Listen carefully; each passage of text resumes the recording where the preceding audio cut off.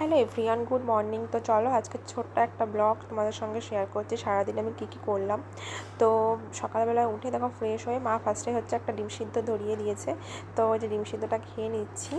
তো তারপরে হচ্ছে এই যে মা রান্না করছে, মানে সকালে কিন্তু রুটি তরকারি হয়েছে, আর এইদিকে হচ্ছে মা দুপুরের জন্য এই যে আলু উচ্ছে ভাজা, তারপর এদিকে তরকারি ডাল এগুলো হচ্ছে। তো মা এখানে এমনি গুছিয়ে রাখছে, কিছুক্ষণ বাদে হচ্ছে আবার রান্না করবে। আর সকালের মধ্যে আমরা ব্রেকফাস্ট করে নেব। তো সকালবেলা ব্রেকফাস্টে কী এসেছিলো তোমাদের সঙ্গে শেয়ার করি। হচ্ছে যে পনিরের তরকারি আর রুটি। আর পনিরের তরকারি রুটি খেতে কিন্তু আমার বেশ ভালো লাগে। তো তারপর আমি যে খেতে বসে গেছি। আর তোমাদের তো বললাম কদিন আমি এই বাড়িতেই রয়েছি। আমার মানে যেহেতু কাছাকাছি বিয়ে হচ্ছে, তো থাকাই হয় না সেভাবে, তো ওই জন্য কয়েকদিন রয়েছি এখানে। তো যাই হোক, এরপরে হচ্ছে দুপুরবেলায় মানে গরমকাল যেহেতু, তো একটু টক জিনিস খেতে বেশ ভালো লাগে। আর মা হচ্ছে এই যে টমেটো মাখা করেছে, তারপরে যে কুল মাখা আর শুকনো কুল মা বাবা ভীষণ ভালো খায়, পছন্দ করে। তো তারপরে যে মা মাখিয়ে আমি অল্প একটু নিয়েছি, আর বাদবাকিটা এই যে বাবাকে দিতে গেল। আর তো এইখানে হচ্ছে আমি ঠিক কী বলছিলাম আমি ঠিক নিজেও জানি না। মানে এর পরে দেখলাম যে ভয়েসটা আসেনি, তোমাদের সঙ্গে কোনো একটা কথা হয়তো শেয়ার করতে চাইছিলাম।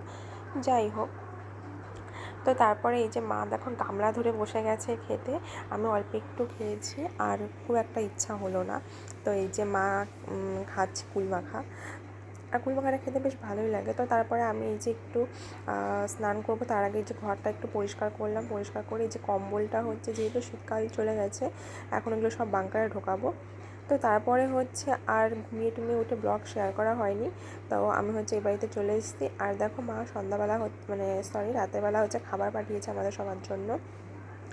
তো চলো দেখাই যে কী পাঠিয়েছে। দেখো কতগুলো বাটি, মানে আমাকে বলেও নি যে আমি এগুলো রান্না করছি। তো চলো তোমাদের সঙ্গে তো শেয়ার করবোই যে কী মা পাঠালো। মানে আমার সবকটাই হয়তো পছন্দের খাবার। এইটা হচ্ছে খিচুড়ি। তো তারপর এখানে আছে পায়েস, ছানার পায়েস কিন্তু এটা। তারপর এখানে আছে আলু গাজর দিয়ে ভাজা, আর এখানে আছে লুচি, আর তার সঙ্গে দেখো দুটো শসাও দিয়েছে।